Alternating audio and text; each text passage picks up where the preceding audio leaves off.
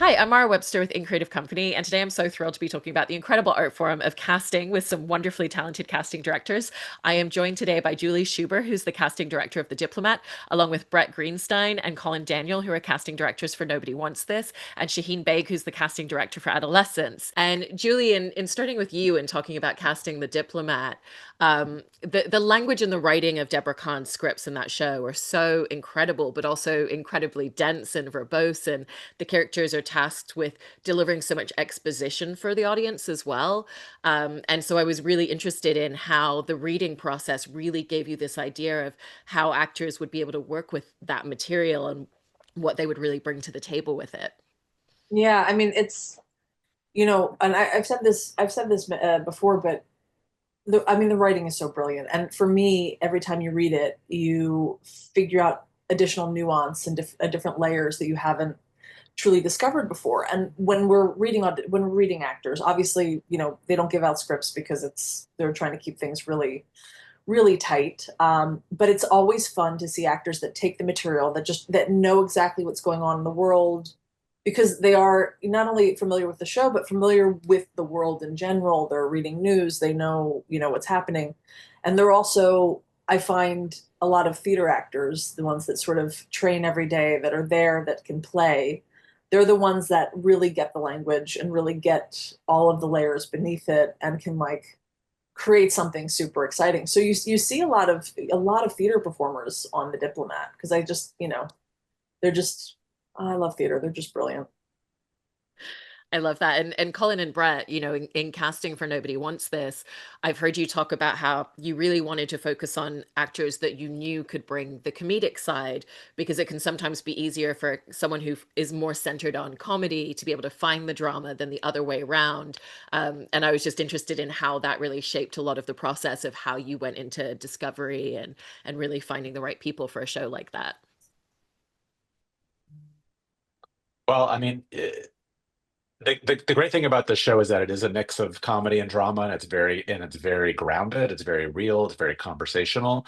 So, but at the end of the day, we really were looking for people who are funny and people who will make it pop, and actors who will have chemistry with our leads, and the beauty of the pilot process is that you read a lot of people, you audition a lot of people, you kind of see who works. We're open to people who may not have a lot of comedy experience and just kind of see how it all, how it shapes up. But primarily looking for, people steeped in comedy is probably the best way to go. But we were open. I mean, with Justine, who we cast as Kristen's sister, she's just coming off Succession, which was a dark comedy in a way, a dark dramatic comedy. So I mean, we knew she could do it, and we had put her in some comedy pilots before. So we knew that she's such a great actress that we just knew that she could do anything.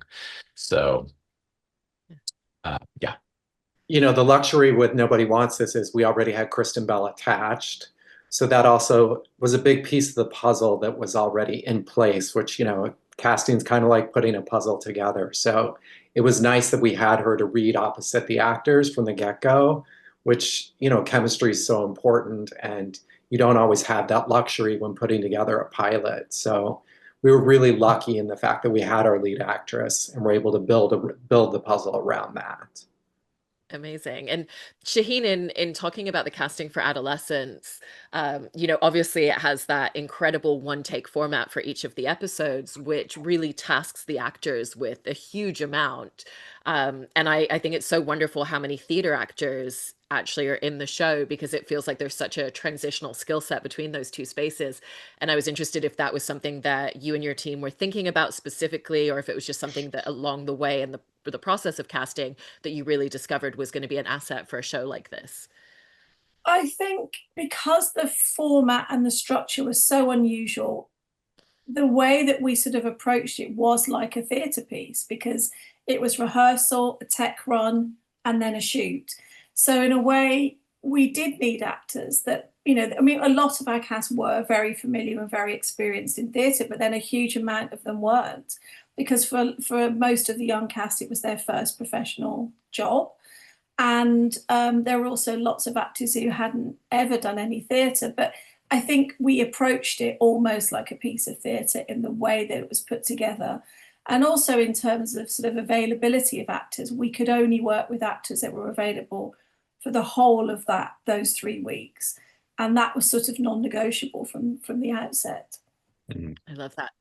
You know, You and did for all such stellar work on that show, by the way. I just have to tell you that blew me away, and those actors were just all beautiful and so touching, and it was just amazing. So Thank you very much. yeah, really, really great.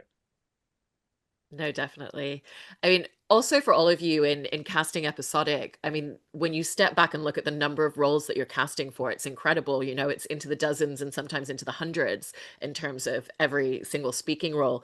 And I was just really, really interested in kind of how you like to process starting to go through the scripts and kind of go through the breakdowns and really just starting to build out all of those individual character breakdowns for every single thing that you're going to need to be looking at, because obviously you have people come in to read for specific roles, but also you have people come in and you read and you're thinking, okay, even if they're not right for this, could they possibly work over here in this character better?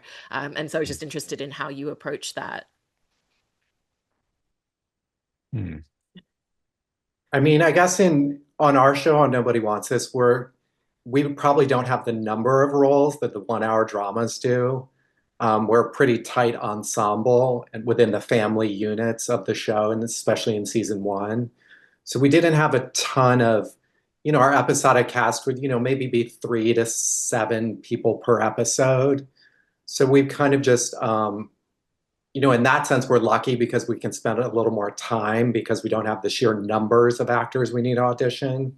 So we can maybe see a few extra people because we have the luxury of a script ahead of time, know what the roles are, and can kind of dive in from that way.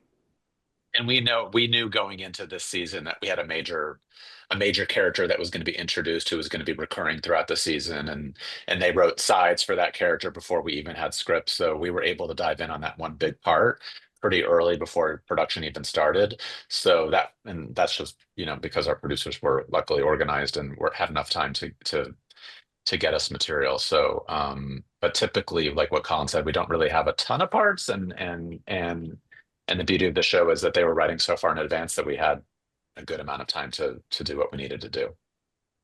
Yeah, same on the Diplomat. I think, I am fortunate to work with Lucinda Sison and Natasha Vincent in the UK, and they, sometimes it's roles that have to be found in the UK. Sometimes we're looking in both the US and the UK, and visas take some space to actually process wherever you're shooting. So we get scripts ahead of time, we can break them ahead of time and really take our time with the cast to really make sure we have the right pieces together in the best way possible that gives production enough time to actually do what they need to do, which is key for this one. And how about for you, Shaheen? Yeah, well, we were lucky in that I was able to start fairly early because we had the big search for the role of Jamie. And so that was started a good few months in advance of the shoot. And then sort of as that search progressed, we started to look at the adult roles. And then that sort of determined in what order we could shoot, because we didn't have the luxury of shooting the episodes in sequence because we had sort of tricky availability. So we didn't have Steve and Graham, for example, from day one, so we ended up having to shoot episode 3, which is essentially the two-hander with Erin Doherty and Owen as the first episode. So that then put more pressure in a way on the search for Jamie. But we had a really good run up of time with that search. And as always on any production, as it gets closer, it all gets a little bit sticky. But no, it was good. We started in good time. And Colin and Brett, in talking a little bit more about Nobody Wants This, I wanted to ask about the specificity that goes into casting family members, because for both Adam and Kristen, you really had to kind of shape around them for that. And it's something where you want the chemistry to feel right, but you also visually want the audience to feel like these people are related on screen. And I heard that Adam and Kristen both made themselves available for chemistry reads with people. And how did that really help with the process and the specificity of casting the family around them? Yeah, I mean, we were so lucky that they made themselves available and were so open to, and they're such generous actors and so willing to do whatever they need to do to help us out, help the producers out in casting the right actors. So, um, yeah, I mean, it was just really a matter of, before we brought in Adam and Kristen, us with the producers were sort of targeting, maybe 4 or 5 actors per role that we wanted to try with Kristen and Adam, maybe about 3 or 4. Um, and yeah, and then we spent a day over there just taping just with us and the producers and trying different scenes, um, trying it over and over again and with our director. And yeah, and it's really just about, you just see it, you just know like, oh, those two, that makes a lot of sense, and we had some great actors in the mix and some tough conversations, but the ones that we actually cast were absolutely the best and the right ones for the roles. And I think especially with Justine Loop and Tim Simons, when they both read, with Kristen and Adam, we were both like, oh, here it is. Here's the answer. This is what we've been looking for this whole time. So you just kind of know and you can see it, which was amazing to actually finally see it, after months and months of searching, being like, here's the answer. We're done. Julie, I also wanted to ask you just about, the gift of working with a showrunner like Deborah Kahn on The Diplomat, because, of the understanding that they can really give you and kind of like the deep layers and like the context they can help give you in terms of who these characters are and what it is that they're really hoping that you can help them find along the way.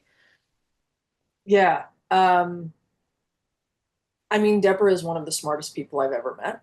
And it's both intimidating and, it's quite intimidating, but she's also incredibly warm and really supportive, which is always a good combination to have. And so, I don't know. I just, I know this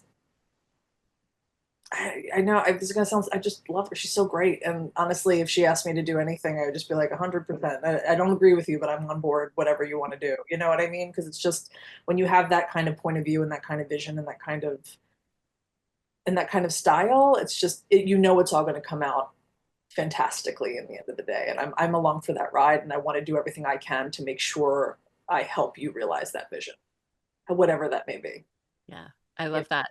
And, Shaheen, in going back to Adolescence, I wanted to talk about specifically the process of casting Jamie, because you and your team did a lot of non-traditional casting and really looking at where can we discover the person who's going to be right for this role. And it sounds like it was very regionally focused in the North as well. But I love that kind of when it narrowed down to those last few actors, that there was a workshop, and I was interested in just, going through this non-traditional casting process to find Jamie, and then also what that workshop stage looked like with those final few actors. Well, because we shot in the north of England, we wanted the young people in the show to come from the north of England, but the actual location is never named in the drama, so you don't know where you are, and that was really important to everybody, that it doesn't become sort of location specific. So we kind of chose 6 or 7 cities in the north of England, and that's sort of where we searched, and we used all kinds of methods. We used social media, we used casting flyers, we did street casting, we did open calls, and we also looked within the system at, young professional actors as well. So it was sort of across the board, and that was a process of lots of little intro tapes, young people sending photos. And then through that, we would sort of get them to do a little improv so we could get to know them a little bit better. And then we would call back and see people in the room. And from the moment we started seeing people in the room, we were sort of doing little workshops with those actors. And then we sort of gradually, I think we started off with about 600 tapes from the open call and about 50, I think, from the professional young actors. And then we sort of got it down, and that was quite a long process. And then we got it down to sort of a core group of young people that we then workshopped in a room with Stephen, Graham, and other actors that are in the show.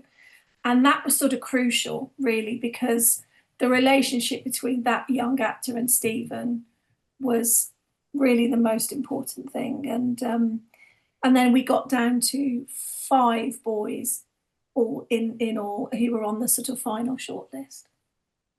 It's amazing. And Colin and Brett as well with Nobody Wants This and just talking about the way that you cast a show like that. You were mentioning Justine Loop, and she's an amazing example of like she's so incredible within the comedic space. But like you mentioned, she'd just come off of Succession, so she would have been more front in mind to people in the drama field. And I think it's always amazing how casting can be something that looks at the experience of actors and kind of like what have they done really well already, but also how can we circumvent expectations? How can we bring them into a space that people don't know them for as much, but we can find that way in which like we know they're going to be so great in this. And so I just wanted to ask you both about the ways in which when you're casting, you're always looking at someone's experience, but you're always looking at the possibility of what else they can do that's new and different as well. Yeah, I mean, and with Justine, actually, you know, we had cast her in, I think, 2 comedy pilots in the years past, pre-Succession.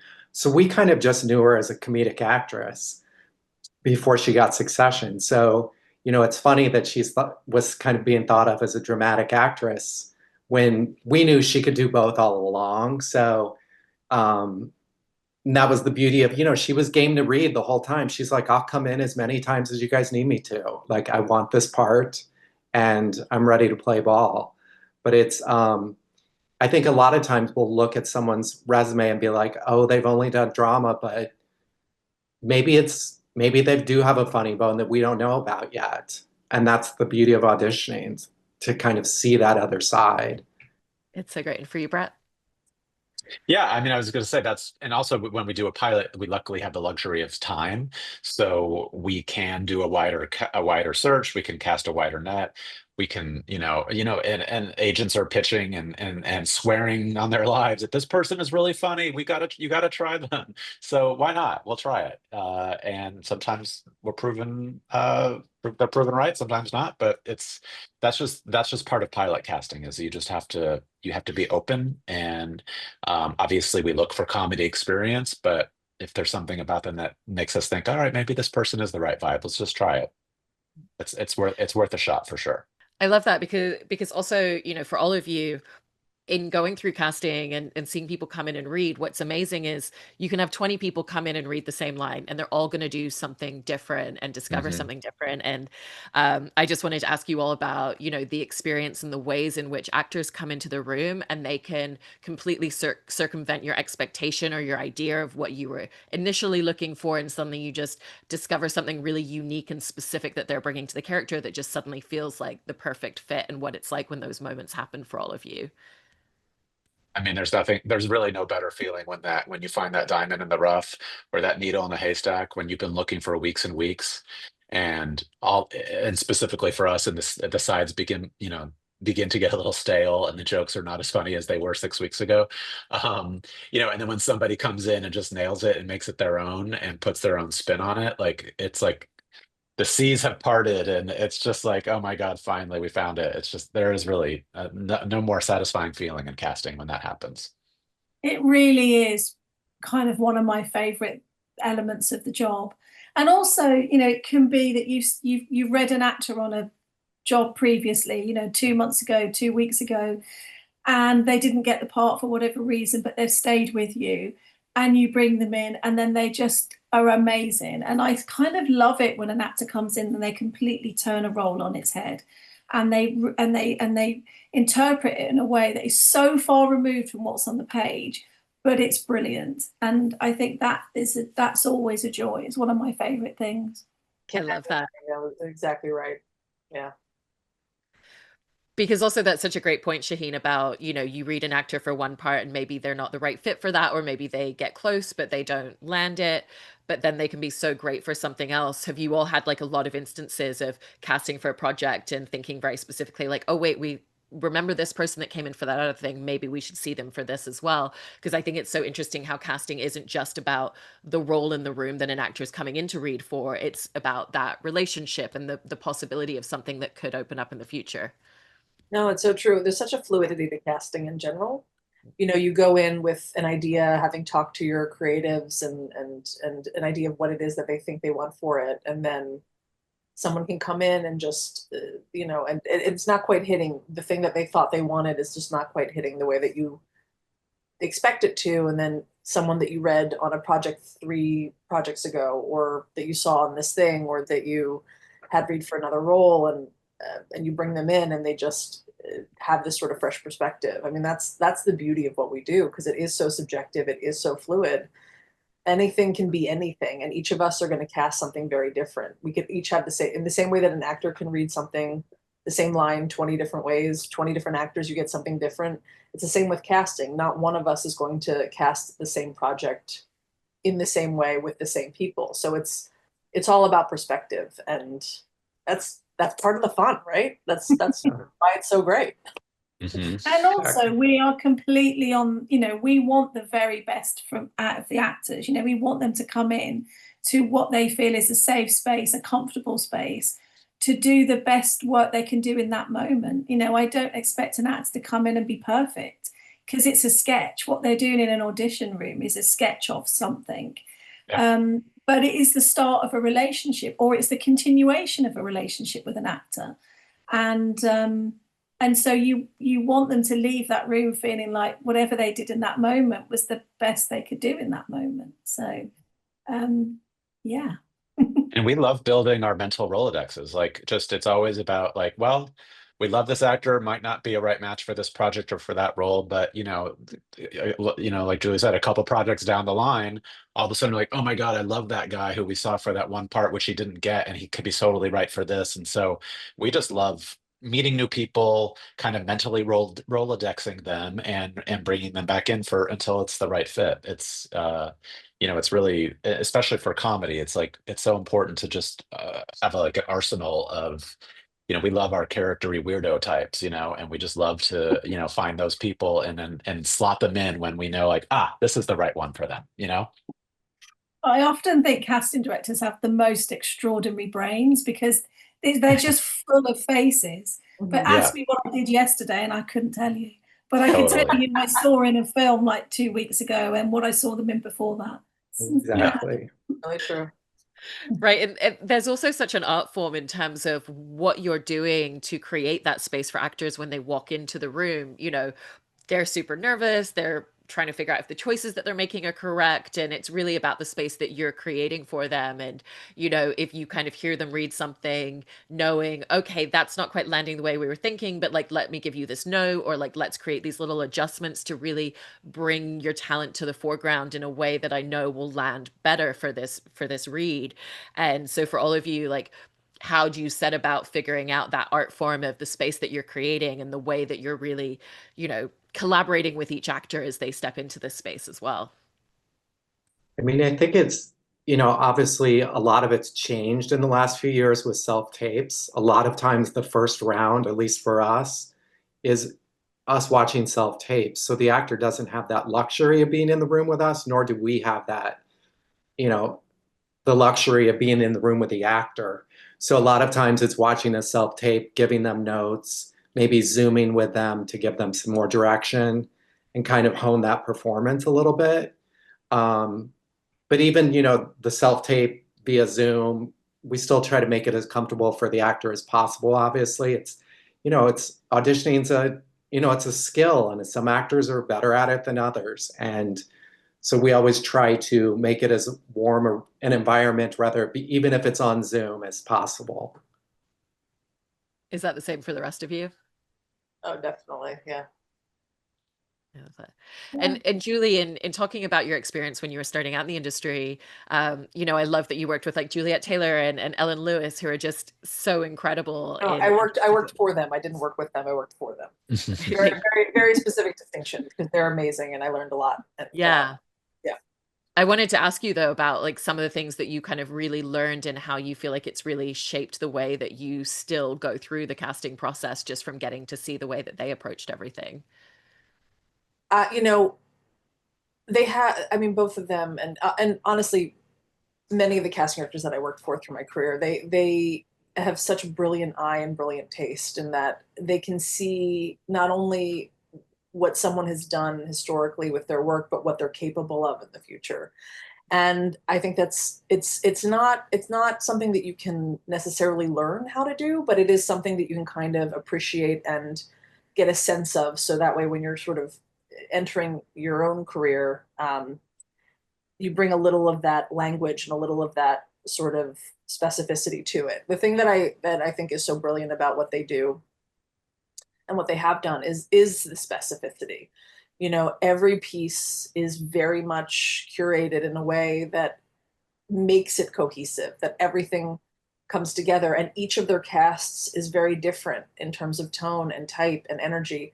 One person, you know, and they're never afraid of seeing new people, and they always want to see what else is out there, and make sure that they're giving everyone opportunity, you know.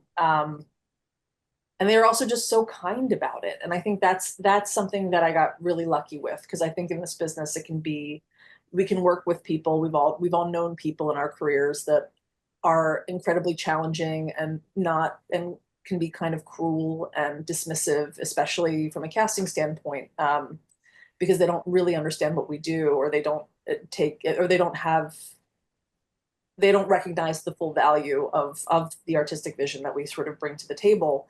And with them, everyone they worked with valued all of their input. And so that was something that I've really enjoyed cultivating with people that I work with, to make sure that I'm working with people that value what I'm bringing to the table. So I'm very grateful for that experience, because it could have gone very differently. It's wonderful. And Shaheen, in coming back to Adolescence as well, you know, there's so many actors who are on screen for just like these moments or these scenes. You know, one of the ones that really stands out to me is the actress who plays Katie's best friend, and that scene that she Yeah. has to deliver. And I think it's so incredible to kind of really find these actors where, yes, you're coming in for this one scene, but it's so important, and there's so much context and layers and backstory and history that you have to be able to bring in a moment like that. And so I just wanted to ask you about the experience of finding roles like that and really just looking for that depth, because it's not, you know, it's not always about the size of the role, it's about the impact on screen and what someone brings in that moment. But often, you know, I mean, you know, we're creating a palette, you know, we are creating a world. And I think it can often be what you know, you might view as a smaller role, that the role that can take you out of the world that you're trying to create if you don't get it right. And so even if someone was only in it for a fleeting moment, they were as important in a way, because the whole thing had such an energy and a pace to it. We had to make sure that everybody was sort of working in the same way, and that everybody's styles sort of complemented each other. And also that there was an element of fluidity, and actors that, you know, sometimes in those situations when you're shooting live, you might have to improvise. You know, there's all sorts of technical stuff that could happen. And so really, it was really important to me to find a kind of coherence throughout the cast. And also, you know, we had so many young people in this cast. There needed to be a kind of kindness and a patience, because we had people that had never done this before, and certainly never done it on screen. So you have to sort of take all those things into consideration when you're thinking about who you're going to put around your kind of, I suppose, your lead cast, and particularly a lead, you know, a main cast that have never done it before. And so that was, you know, like for me, you know, the teacher you see in episode 2, who's absolutely hassled and, you know, finds that the kid's unbearable. He's in like 2 scenes, maybe 3 scenes at most, but he's crucial. He's as important as the teacher that's supporting her, you know, the best friend. It's like everybody is important as each other, and it was such a sort of it was such teamwork in front of and behind the camera. But you know, someone who's got one scene is as important, because you're creating a story. No, absolutely. And Brett and Colin, you know, you recently just wrapped the second season of Nobody Wants This. What was the difference in coming back for the second season of that, or the second season of any show? Because you're able to really look at the foundation of everything that you've already created. You know, you have those relationships, and when you're casting around the people that you already have in place, you really know what it is you're trying to match people to, and the tone of the show even. I think I mean, that season 2 was a dream to cast, because the world had already seen season 1, so there was a lot of excitement, and we got a lot of interest from actors who really wanted to be a part of the show, and we're not a show that that pays a lot of money. So we were able to get very exciting actors to join us on season 2. I think just because of the breakout of how it was received from season 1. So that was a nice thing to walk into in season 2 with just knowing that we were, a bit of a show that somebody, a lot of people want to be a part of. It makes a difference when a show's a hit. I'll tell you that much. It makes it a lot easier to get it. Sometimes you're begging just a little less, a little less. But it's like Brett said, it was just the amount of calls we would get from agents being like, so and so is such a huge fan, they'll do anything on the show, even if it's just a couple lines. That kind of phone call, which it's refreshing to hear. That people want to work on a project, and that it works so well in season 1. So it's really exciting. But then no one believes you've got no money, because the show's been a success. So everyone thinks you've got loads of money. It's like, that's right. No. In fact, not the case. And we have less. Yes. Yeah. Well, I'm so impressed by the incredible work that you all do. So thank you so much for talking about this and sharing all of your expertise and your insights. Thank you so much. Thank you for having us. Thank you.